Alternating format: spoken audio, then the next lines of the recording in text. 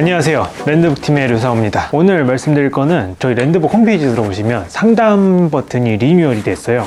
그래서 오늘 그거에 대해서 하나 말씀드리려고 하는데, 오늘은 시공 계획에 대해서 좀 말씀드리려고 합니다. 오프라인 세미나를 굉장히 많이 하고 있죠. 오프라인 세미나를 하면 굉장히 다양한 분들이 오시는데, 이미 땅을 사신 분도 오시고, 어느 정도 설계가 진행된 분도 오시고, 착공하기 전에 분도 오시고, 땅을 보는 분도 오세요. 굉장히 다양한 니즈가 있습니다. 근데 이 다양한 니즈를 통해서 저희한테 상담 신청을 눌러주시는데, 아무래도 저희가 처음에 어떤 니즈를 가지고 있는지 파악하기 조금 더 수월하고 그에 맞는 조금 더 맞춤화된 컨설팅을 해드리고자 이번에 상담 버튼을 조금 리뉴얼 했거든요. 그래서 시공 쪽도 하나 새롭게 만들어 봤습니다.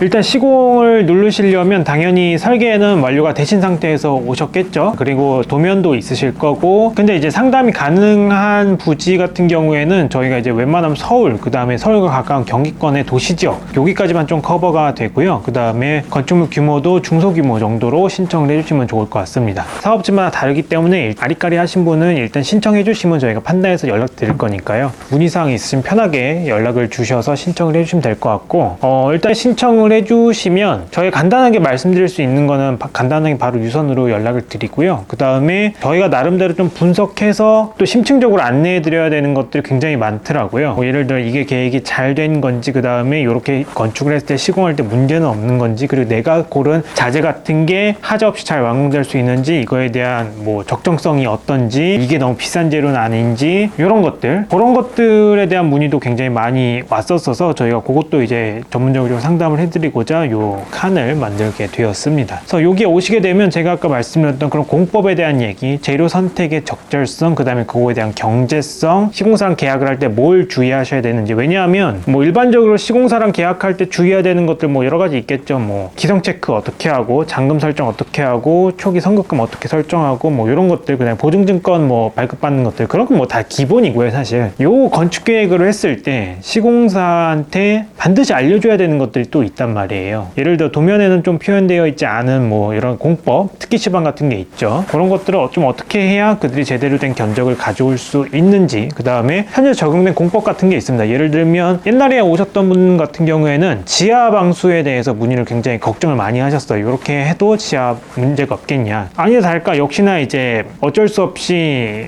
부지의 한계상 물을 실내 공간으로 받아들인 다음에 그걸 배수시키는 시스템으로 이제 설계가 되어 있더라고요.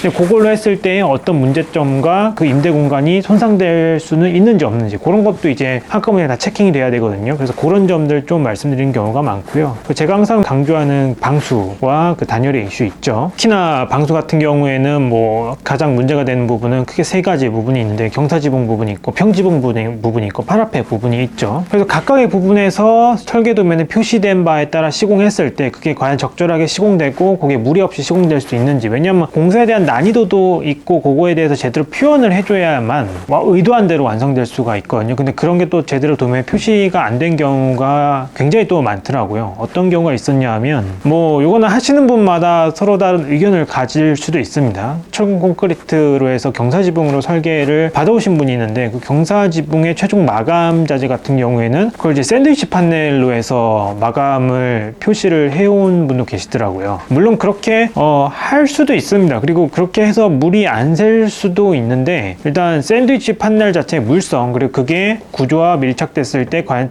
문제없이 밀착이 될 수 있는지, 그 과정에서 단열은 건전하게 유지가 될 수 있는지, 그런 거에 대한 사실 기술적 이슈를 건축주분들은 모르신단 말이죠. 그럼 그 설계가 왜 나왔을까? 당연히 싸게 공사할 수 있게 설계도면을 해줘 라고 해서 나온 거일 수도 있고, 아니면 그냥 멋모르고 정말 저렴한 설계를 받아 오셨을 수도 있고요. 별도의 그런 기술에 대한 해설이 전혀 없는 거죠.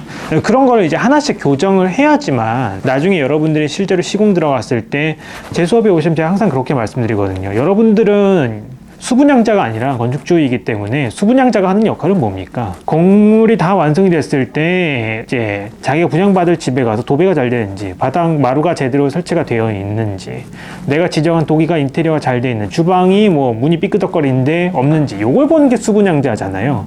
저도 그걸 했었거든요. 근데 건축주는 그걸 하는 게 아닙니다, 여러분. 단열이 잘 돼 있는지, 방수가 잘 돼 있는지, 내가 지정한 자재가 잘 써져 있는지, 그리고 그거를 구현하기 위한 디테일이 잘 맞아 들어가야 있는지, 그거를 보는 게 건축주이고 그걸 컨트롤하는 게 건축주지. 대부분 건축주분들이 아직까지 수분양자의 역할, 아파트로 대표되는 문화가 있기 때문에 그런 게 아직 강하게 있는 것 같은데 대부분 수분양자의 역할에 머물러 있단 말이죠. 그럼 나중에 가서 하시는 게 결국 문제가 생기기 시작했을 때 그때서야 이제 후조치를 원하는 경우가 대부분 많은데, 그렇게 하면 돈이 훨씬 더 많이 든다는 거죠. 그렇기 때문에 그거를 해결하기 위해서라도 처음에 그런 거를 전부 다 도면에 다 기입을 해서 이게 잘 시공될 수 있도록 기본 시방, 특기 시방, 그 다음에 LH의 표준 시방 이런 거를 다 첨부해서 다 갈 수 있게 그거를 다 만들어 줘야 되는 겁니다.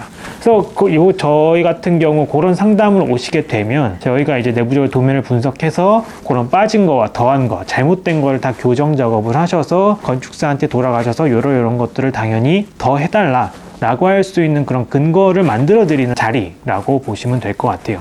물론 저희가 이렇게 컨설팅 해드린다고 해서 돌아가시면 뭐 안 해줄 수도 있습니다. 근데 물론 해준다고 해도 돈을 더 요구할 수도 있어요. 하지만 그거를 여러분들이 이제 10억, 20억이랑 큰 돈이 들어가실 텐데 그걸 짚고 넘어가는 거랑 안 짚고 넘어가는 거는 굉장히 큰 차이를 불러일으킬 겁니다. 왜냐하면 이거를 건축을 대부분 다 건축주분들은 처음 하시기 때문에 이걸 잘 모르시는데, 저같이 이제 이걸 업으로 하는 사람들은 이거에 대한 수십 번의 사이클을 돌렸고 그게 어떤 결과로 나오는지 이미 다 경험을 해봤거든요. 그렇기 때문에 반드시 그런 내용들을 잘 챙기셔서 부디 여러분들이 쓰는 돈, 헛돈 쓰지 않고 제대로 좀 돈을 쓸 수 있도록 안내를 해드리는 자리니까요. 부담 없이 신청을 해주시고, 만약에 저희가 분석이 들어가야 돼서 저희의 품이 들어가야 되는 거라면 당연히 저희가 유료로 안내를 해드립니다. 다만 그럼에도 불구하고 저희가 그냥 간단하게 보셨을 때 간단한 질문 같은 거는 유선으로 바로 상담해 드릴 수 있으니까요. 너무 부담 갖지 말고 편하게 문의 주시면 저희가 도와드릴 수 있는 선에서 최선을 다해서 컨설팅 해드리도록 하겠습니다. 그래서 요거 같은 경우에는 당연히 건축계획 모두 완료하신 분 허가까지 받아오시는 게 제일 좋습니다. 그래서 건축계획이 변하지 않는 부분,